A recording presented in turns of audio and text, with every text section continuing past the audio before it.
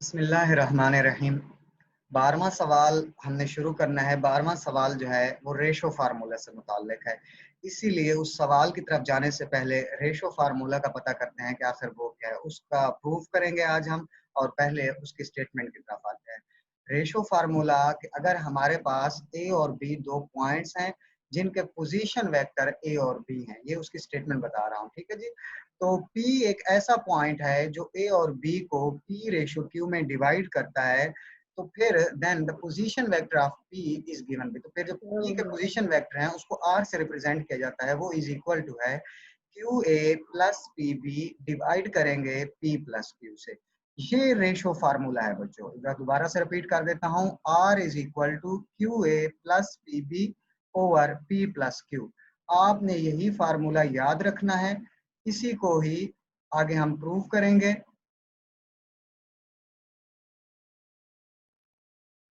आपने इसी फार्मूला को याद रखना है और इसी को ही हम आगे प्रूव करेंगे। तो इसके प्रूफ में बच्चों वही बात जो आपने स्टेटमेंट में पढ़ी है। दो बातें हैं इसमें। पहली बात यह है कि दो इसमें पॉइंट हैं, जैसे ये एक पॉइंट ए है, दूसरा पॉइंट इसमें बी है। इन दोनों पॉइंट्स को ओ के साथ जोड़ दिया, यानी ओरिजिन के साथ मिला दिया है। तो जब ओरिजिन के साथ मिलाया है तो ये आपके पास पोजीशन वेक्टर्स बन गए हैं, जो कि जिनको रिप्रेजेंट किया गया है पहले को ए से, जबकि दूसरे को इसी तरह से स्मॉल बी से। ये दो पोजीशन वेक्टर्स हैं। इन्हीं दोनों पॉइंट्स को ए और बी को एक लाइन के साथ जोड़ दिया गया, ये वो लाइन है। फिर इस लाइन पर एक पॉइंट पी मौजूद है जो कि इस लाइन को डिवाइड कर देता है दो रेशो, यानी पी रेशो क्यू में। तो एक हिस्से को मैंने पी का नाम दे दिया है, दूसरे हिस्से को क्यू का नाम दे दिया है। और खुद यही जो पॉइंट पी है ये ओरिजिन के साथ जोड़ा गया है, जो कि पोजीशन वेक्टर आर का नाम दिया गया है। तो दोबारा अगर मैं यही बातें प्रूफ में भी पढ़ देता हूँ कि ए और बी पोजीशन वेक्टर्स हैं, दोनों कैपिटल ए और बी यानी उन पॉइंट्स के, और आर जो है वो पोजीशन वेक्टर है पॉइंट पी का, जो कि डिवाइड कर देता है इस पूरी लाइन को, लाइन सेगमेंट जो ए बी है, रेशो पी रेशो क्यू में।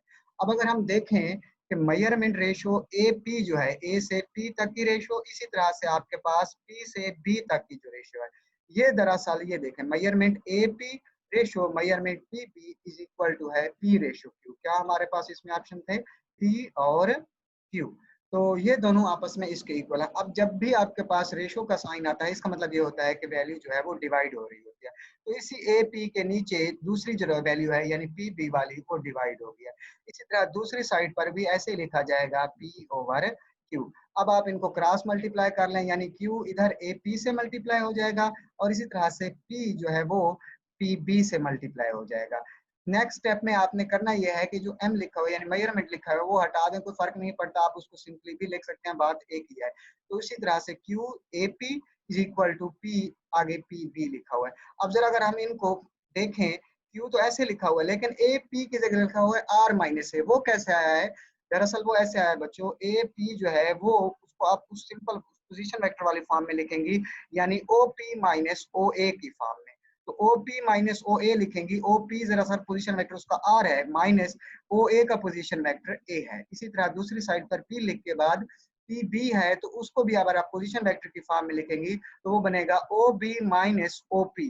अब ओ बी का चूंकि पोजीशन वेक्टर बी है इसीलिए, और पी का ओ पी का जो पोजीशन वेक्टर है वो आर है, इसीलिए लिखा हुआ है बी माइनस आर। अब इस क्यू को अंदर मल्टीप्लाई करें तो आपके पास बन जाएगा Q R minus Q A. इसी तरह इक्वल के दूसरी तरफ P B minus P R. अब आपने इनको अलग अलग कर लेना है, यानी आर वाले सेपरेट कर लें और इसी तरह से जो बाकी बच जाते हैं वो दूसरी तरफ कर लें।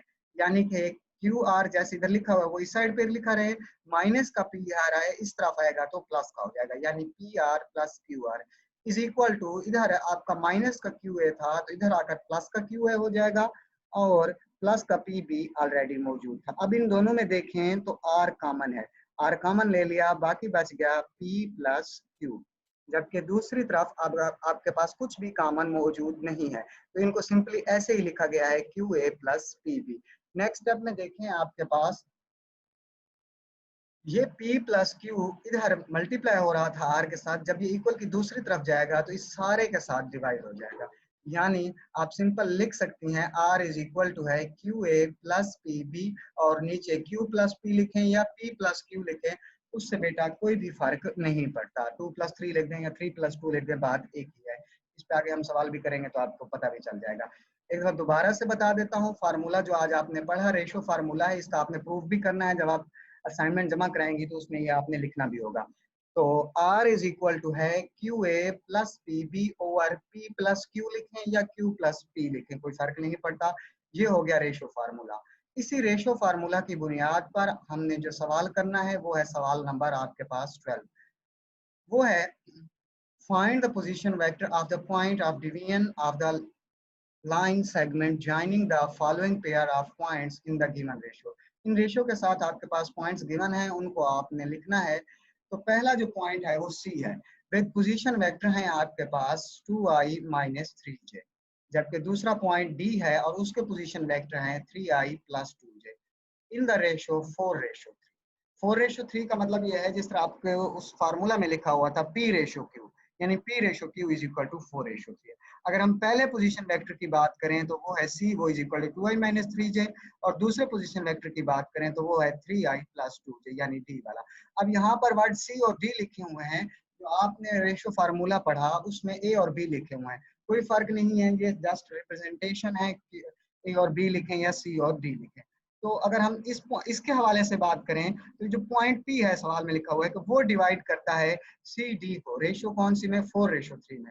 फार्मूला वही लिखा, पॉइंट फॉर रेशियो फार्मूला वाला, यानी QA plus PB over P plus Q। अब यहाँ पर मैंने उनकी वैल्यूज पुट कर दी हैं, और वैल्यूज ऐसे पुट की हैं कि आगे पीछे करके भी दिखाई है ताकि आपको समझ आ जाए कि आगे पीछे करके लिख भी दें तो कोई फर्क नहीं पड़ता।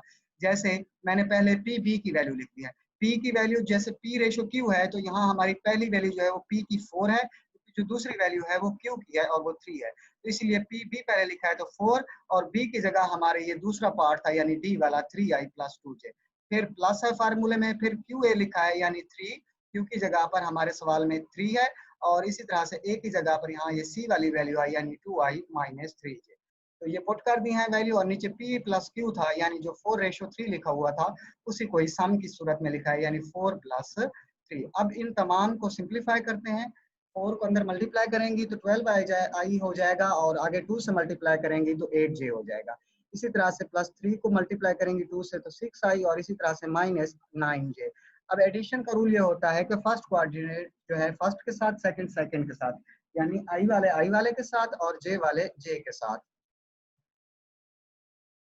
तो 12i plus 8j plus 6i minus 9j over 7।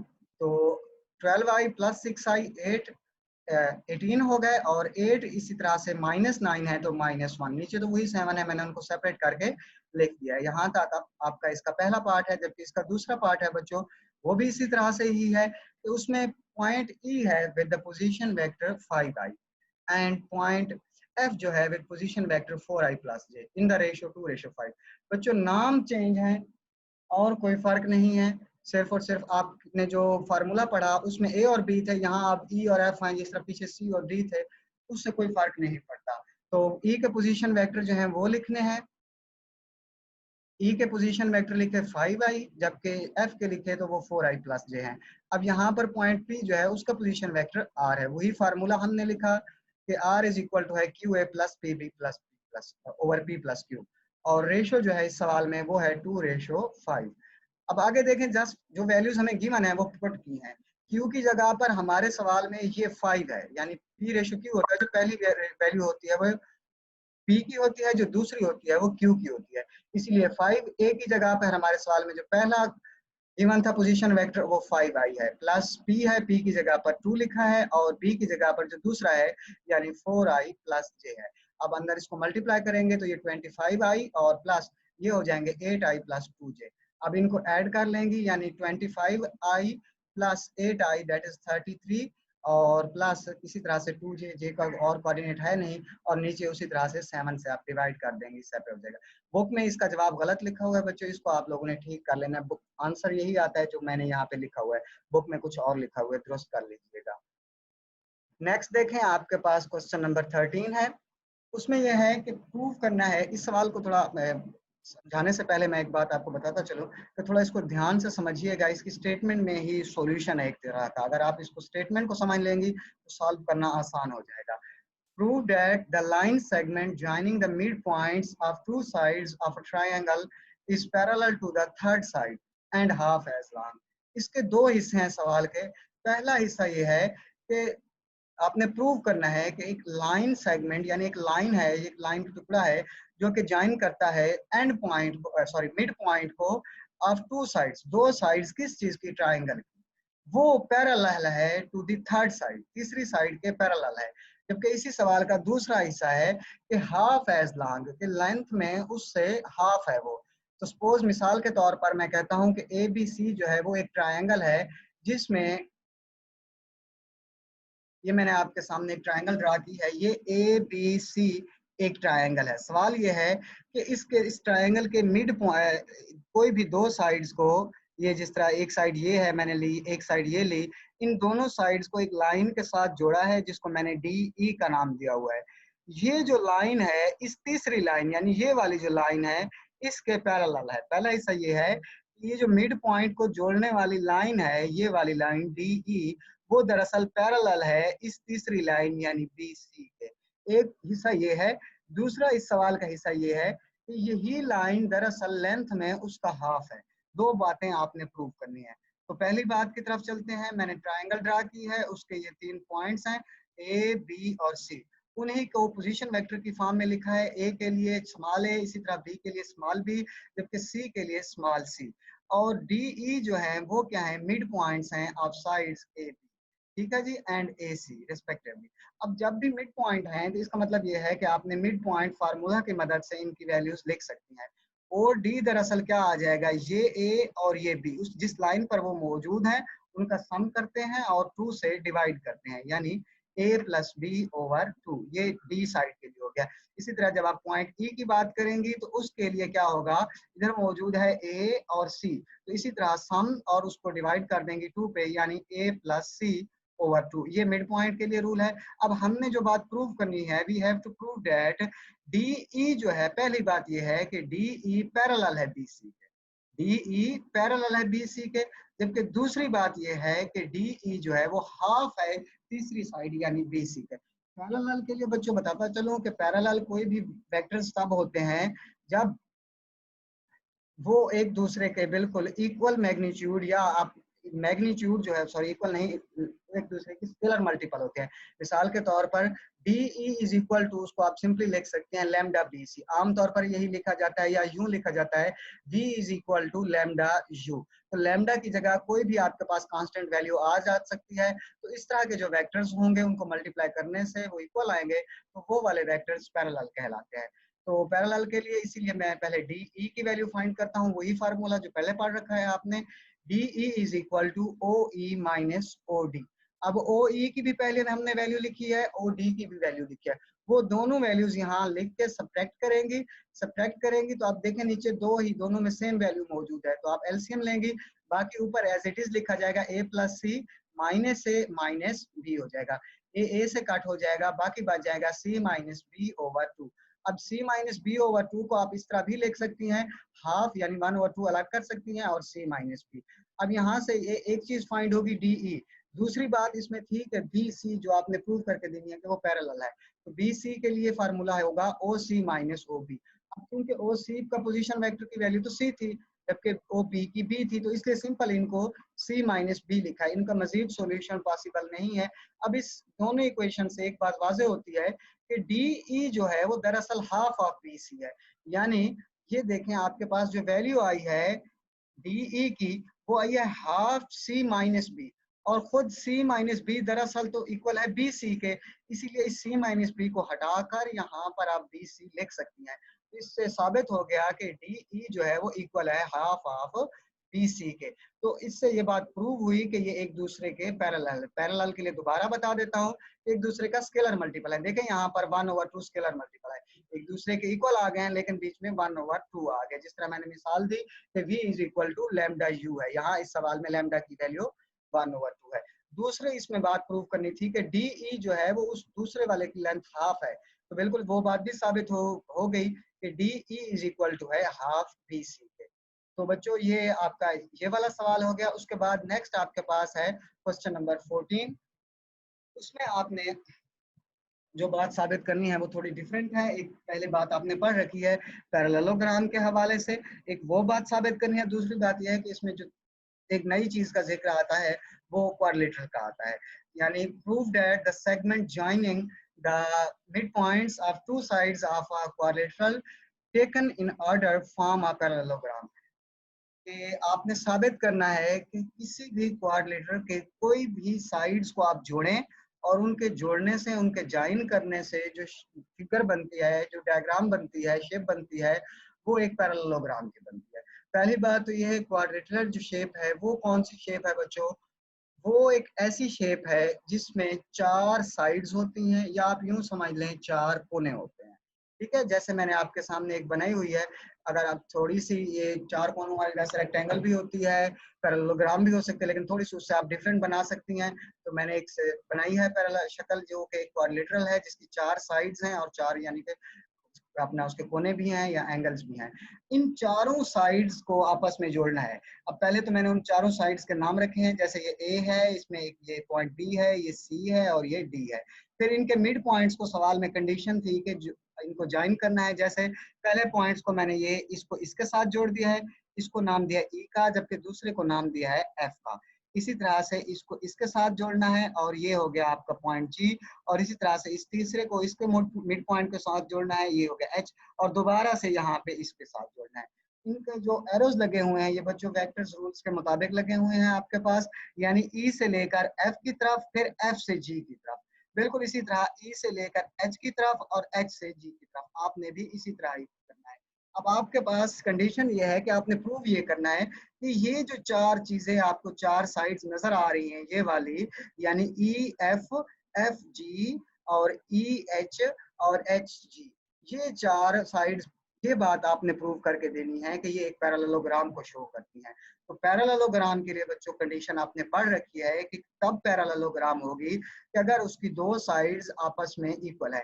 यानी जैसे यहाँ पर ई एफ जो है वो दरअसल इक्वल है एच जी के, या फिर एफ जी जो है वो इक्वल है ई एच के। तो ये चारों साइड्स, एक ये सॉरी चार नहीं बल्कि दो दो आपस में आमने सामने वाले जो है, अपोजिट जो है, वो इक्वल होंगी, तो फिर ये एक पैरेललोग्राम प्रूफ होगी। तो उसके लिए मैंने ये जो चारों पॉइंट थे पहले ए बी सी डी, उनके पोजीशन वेक्टर लिखे हैं। यानी पहले ए का लिखा है ओ ए, यानी उसको स्मॉल ए से, इसी तरह बी का स्मॉल बी, सी का स्मॉल सी, जबकि डी का small d. Let E F G H जो आपके पास चार मिड पॉइंट्स हैं वो क्या किन साइड्स के हैं? पहला जो है वो आपके पास ए बी का है, ई वाला, यानी दूसरा जो है वो बी सी का है यानी एफ वाला, और तीसरा जो है वो सी डी का है यानी जी वाला, और चौथा जो है ए डी का है यानी एच वाला। ये चारों पॉइंट्स आपके सामने मिड पॉइंट्स हैं इनके। अगर ये मिड पॉइंट्स हैं, पिछले सवाल में भी हमने फार्मूला की मदद से इनके मिड पॉइंट्स फाइंड किया था कि उनकी वैल्यूज कितनी आती हैं।